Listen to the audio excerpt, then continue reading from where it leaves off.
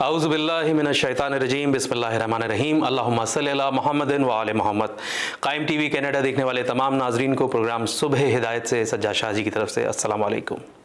नाजरीन, गुफ्तगू चली नबूवत से पहुँची रिसालत तक, और जब नबूवत और रिसालत की बात आ गई तो ऐसा कैसे हो सकता है कि वहाँ इमामत और विलायत का तज़किरा ना हो।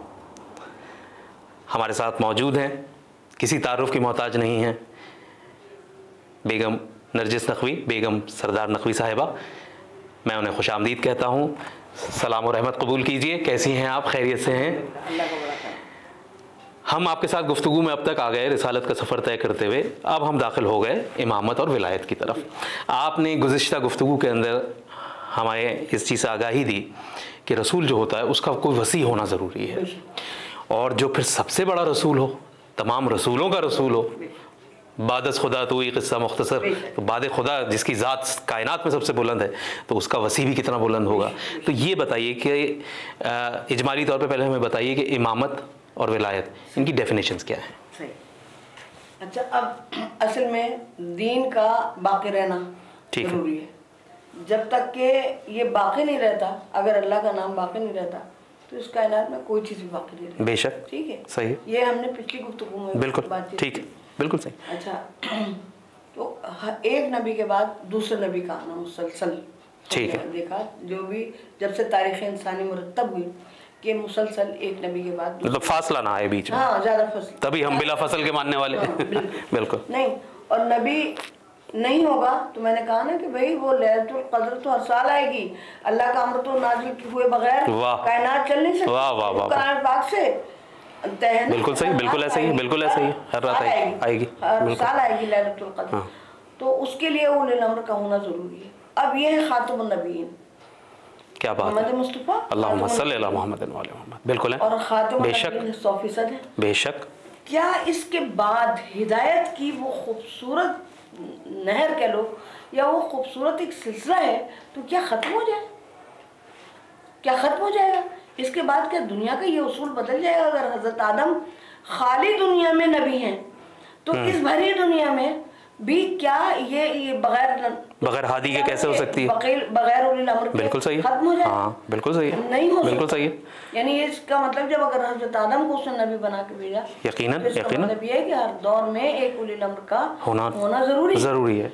अच्छा, अब हज़रत सल्लल्लाहु अलैहि वसल्लम का वो बिल्कुल आखिरी ज़माना आ गया। ठीक है, नबी आखिर ज़मान के ये बिल्कुल आखिरी दिन है, और आपने उसमें आखिरी एक हज किया है। सही है। और बच्चों को बता दूं कि एक ही हज किया हज़रत ने, एक ही हज अपने ज़िंदगी में।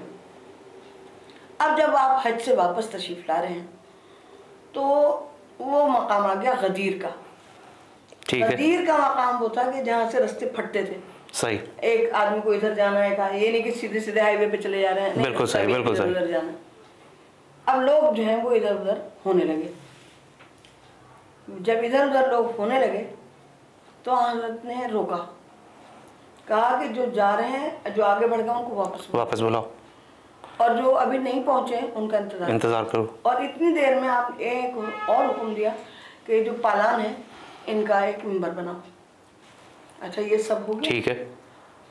अब देखो, ये जो विलायत है, ये कोई ऐसा नहीं है कि कोई बहुत गुंजलक मामला है, ये बड़ा सीधा सीधा मामला है कि अब आपको जाना है, एहतमाम करके जाना है कि इस हिदायत की हिफाजत करने वाला कोई ना कोई होना ज़रूरी है। ठीक है। जो अब तक 1,24,000 अम्बिया ने काम किया, उसकी हिफाजत कौन करेगा? कौन करेगा? अच्छा, उसकी हिफाजत की भी बड़ी ज़रूरत होती है।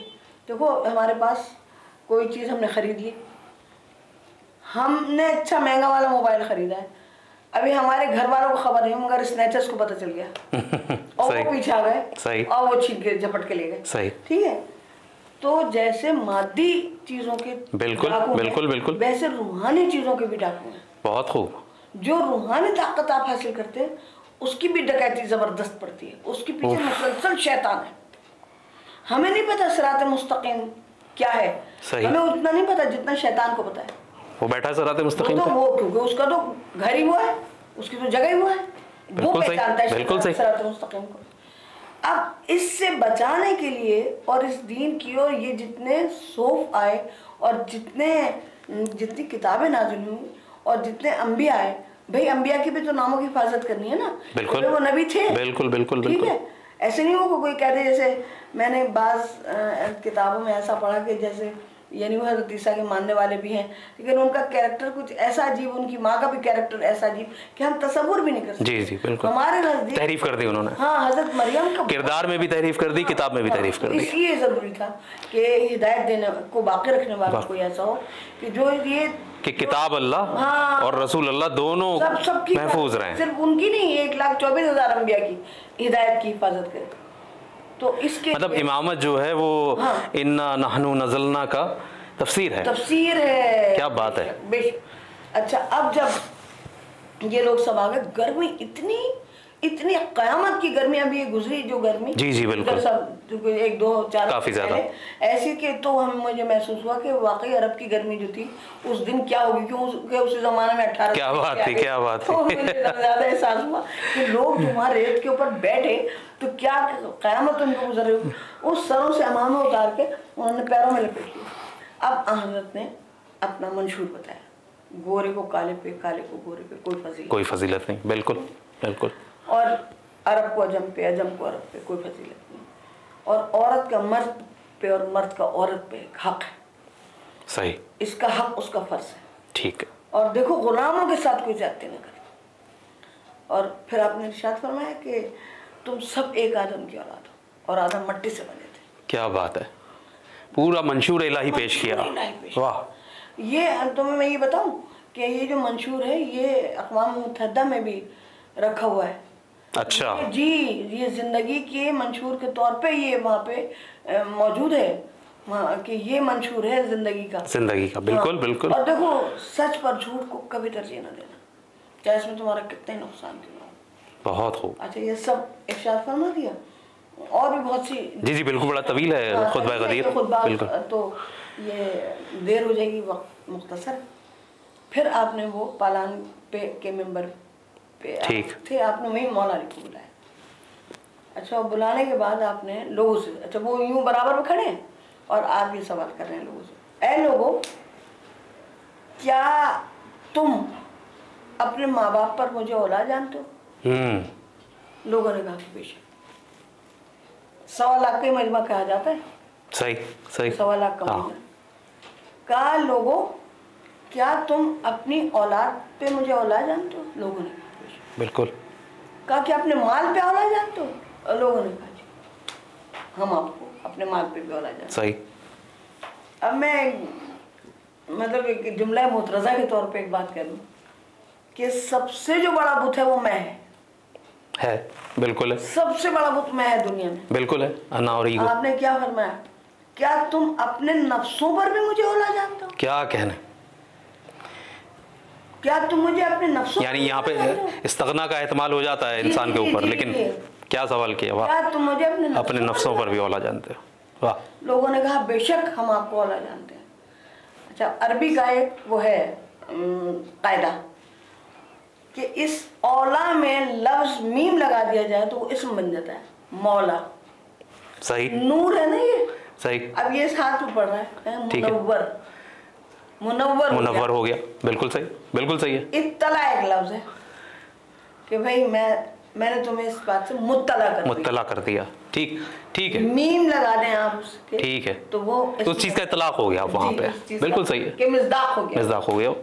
अब आपने फिर मौला अली का हाथ पकड़ा और उन्हें ऐसे उठाया और उठा के इरशाद फरमाया, मन कुन तो मौला अली मौला। सुभान अल्लाह का मतलब क्या है? ये वाला।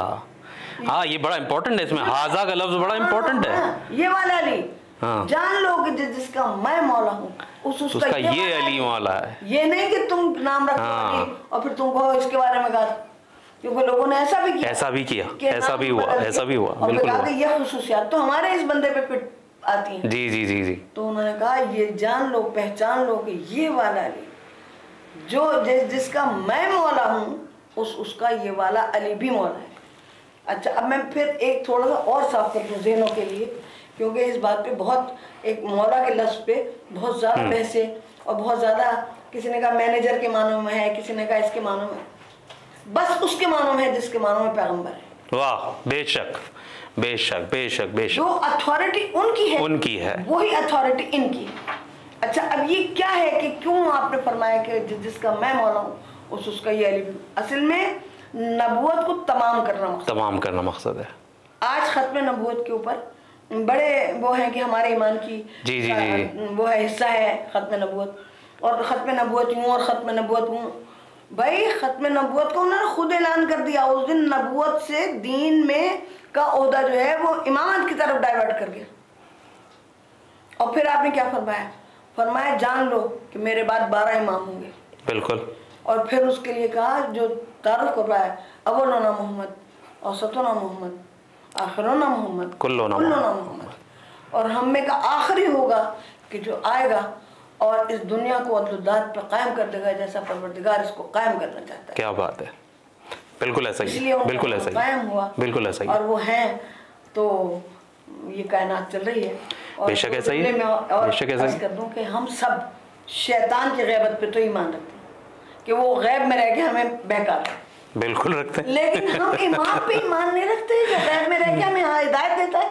ये अल्लाह के अदल के ऊपर सवाल है कि बहकाने वाला तो है और हिदायत देने वाला नहीं है। हाँ बिल्कुल सही बात है, लॉजिकल बात। भाई वो है, वो अगर शैतान है इस कायनात में तो वो हिदायत देने वाला भी मौजूद है, हादी भी मौजूद है, बेशक मौजूद। वो पर्दे में है जरूर और वो गैब में है, तो हो इससे क्या हुआ, ऐसे नहीं कि उनको हमारी खबर ना हो। बेशक ऐसा ही है, बेशक ऐसा ही है। अच्छा, ये चीज़ भी ज़रा हमारे बच्चों के लिए आप यहाँ पे ज़रा सा फरमाइएगा। 40 बरस की उम्र में नबूवत के ओहदे पे फायज हुए, जबकि हमारा तो मानना है कि अव्वल मखलूक है, ठीक है, और नबी और इमाम पैदाइशी होता है। तो ये गदीर में ऐलान इमामत व विलायत हो रहा है, मनसब नहीं दिया जा रहा, मनसब तो है, ये सिर्फ ऐलान किया जा रहा है, सिर्फ ऐलान किया जा रहा है। बेशक बेशक ये सिर्फ ऐलान किया जा रहा है, वरना तो आप जगह जगह आपके फजाइल मौला अली के का मौला के अली के जिक्र से अपने मेंबरों को फजीलत दो। अली के चेहरे को देखना इबादत है। अली का तो लोगों ने कहा अगर ना हो चेहरा तो कहा कि तो अली के जिक्र को करना इबादत है, और कहा जिक्र भी ना कर सके तो हुब्बे अली उन इबादत, दिल में मोहब्बत रखो। बेशक बेशक मोहब्बत रखना इबादत है। और कितना कहा कि अगर मैं तुम्हारे फजाइल दुनिया को बता दूं, यानी इन सब फजाइल बताने के बावजूद अभी जी नहीं भरा, अभी पता है, अगर मैं सारे फजाइल बता दूं तो लोग तुम्हारे कदमों की खाक उठा के उसे अपनी सजदगा बना। बिल्कुल है, सही।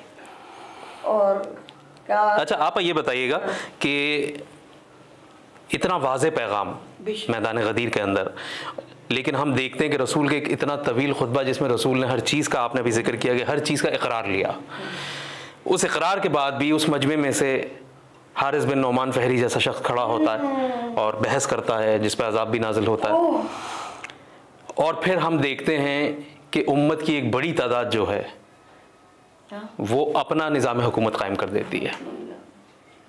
आप क्या समझती हैं इसकी वजह क्या थी? इसकी वजह शायद हसद थी। हज़रत अली अलैहिस्सलाम से इतना हसद अल्लाह दुनिया में तब भी किया गया और आज भी किया जाता है। असल में ऐसे फजाइल पैगंबर ने किसी के बयान नहीं फरमाए और ऐसे फजाइल किसी में थे नहीं। बेशक बेशक, वो दुनिया के सबसे सच्चे इंसान थे। कैसे मुमकिन था कि कोई ज़रा सी भी फजीलत वो बता देते जो उनमें ना होती? उन जैसा हुस्न, उन जैसा इल्म, उन जैसी शराफत, उन जैसी पाकीज़गी, उन जैसी शुजाअत, बिला शुबा। अमीर शाम ने कहा एक बार कि वहाँ पे नोमान बिन कोई सहाबी बैठे थे, तो उनके सामने कहा कि अब हम अली का मुकाबला करेंगे। तो वो हंसे और उन्होंने कहा किस चीज़ से मुकाबला करोगे, क्या शुजाअत में मुकाबला करोगे? तो वो खुद भी ज़हीन आदमी था, मतलब ये कि वो अलग बात, ये ज़हानत जो थी वो मुस्बत थी या मनफी, बिल्कुल सही, बिल्कुल ये अलग बात। तो उसने कहा, उन्होंने वो कहने लगा नहीं नहीं, शुजाअत में तो बनी हाशिम से कोई मुकाबला नहीं कर सकता। तो सखावत में मुकाबला करोगे? वो कहने लगा सखावत में कौन मुकाबला करेगा उनका, उन्होंने तो कुछ बचा के ही नहीं रखा। हाशिम लक़ब ही तो भी पड़ा, चूरा करके खिलाने वाला। जी हाँ, बनी हाशिम से कौन मुकाबला करेगा सखावत में? तो फिर वो कहने लगा तो क्या इल्म में मुकाबला करोगे? कहने लगा इल्म में उनका कौन मुकाबला कर सकता है, तो ये एक जुमले का भी उनके मुकाबला नहीं कर सकता। तो उन्होंने कहा फिर किस चीज़ में मुकाबला करोगे? ना हम अली का मुकाबला जहालत से करेंगे। अल्लाह अकबर, अल्लाह अकबर। इतना जाहिल बना देंगे कि कोई उनकी मार्फत ही ना रख सकता। अल्लाह अकबर। और फिर बात आगे तक भी गई, लोगों ने पैगंबर की भी शख्सियत को ऐसा कम तर कर दिया और ऐसे बताने लगे कि वो अपनी एक ज़ौजा के साथ रेस लगा रहे हैं, तमाशे दिखा रहे हैं कंधे पे बिठा के, और उनको ऐसा बना दिया कि लोगों ने ये कह दिया कि वो हम जैसे बशर थे। बिल्कुल ऐसा ही है, बिल्कुल ऐसा ही है। तुम जैसी मैं नहीं हूँ, मुझ जैसे तुम नहीं, तुम्हारी सलाहियत अलग है, मेरी सलाहियत बेशक ऐसा ही है। बहुत सही कहा आपने। चिक फिट करके भी यकीनन यकीनन। तो पैगंबर है, रसूल तो रसूल है, वो हम जैसे बशर कैसे हो सकते हैं। बेशक। नाज़रीन, आपने गुफ्तगू मुलाहिज़ा फरमाई और कलमा पढ़ने वालों की इन्हीं सितम ज़रफ़ियों का नतीजा है कि मैं लफ्ज़ नहीं लेना चाहता, उस किताब का नाम नहीं लेना चाहता, कि ऐसी किताबें रसूल की अहानत में लिखी गई और दुनिया भर में जो रिसालत के ऊपर, नामूस रिसालत पर हमले होते हैं, वो सब इन्हीं बातों के नतीजों में होते हैं जो ख़ुद कलमा पढ़ने वालों ने किया। और इसी गदीर का, इसी विलायत और इमामत का इंतकाम करबला था। हमारी गुफ्तगू में ज़िक्र रहा उलुल अम्र का। मुझे अल्लामा अली नकी नक़न साहब का जुमला याद आ रहा है कि उलुल अम्र की गलत तफसीर का नतीजा करबला है, नतीजा करबला है। और उन्होंने एक जुमला लिखा, उन्होंने कहा कि तस्खीर ममालिक करने वालों को हमेशा तस्खीर क़ुलूब करने वालों से एक धड़का लगा रहता है। बहुत खूब, बहुत खूब। ये धड़के का नतीजा था कि जो बिल्कुल ऐसा ही था, बिल्कुल ऐसा ही था। इसलिए अपने दिलों को, अपने जहनों को, अपनी अरवाह को राग़िब रखिए मोहम्मद वाले मोहम्मद की तरफ। इंशाअल्लाह कोई नहीं भटकेगा और हम सब अपने मौला के हुजूर हौज़ कौसर पर पहुँचेंगे। इसके साथ ही हमारी गुफ्तगू यहाँ तमाम होती है। मैं बहुत शुक्रिया अदा करता हूँ बेगम नरजिस सरदार नकवी साहिबा का कि उन्होंने इतने अच्छे तरीके से और इतने सहल अंदाज में हमें इल्म की आगाही दी, हमारी रहनुमाई फरमाई। परवरदिगार आपको सेहत और सलामती के साथ तादेर कायम रखे। कायम टीवी कनाडा की तरफ से बहुत शुक्रिया। और नाज़रीन, इसके साथ ही प्रोग्राम सुबह हिदायत से सज्जाद शाह जी को दीजिए इजाज़त। अपना और गिरदो नवाज सबका बहुत ख्याल रखिएगा और जो लोग हमारे दरमियान नहीं रहे उनकी मग़फ़िरत के लिए दुआ ज़रूर कीजिएगा। देखते रहिए कायम टीवी कनाडा, क्योंकि कायम से है ज़िंदगी। खुदा हाफ़िज़।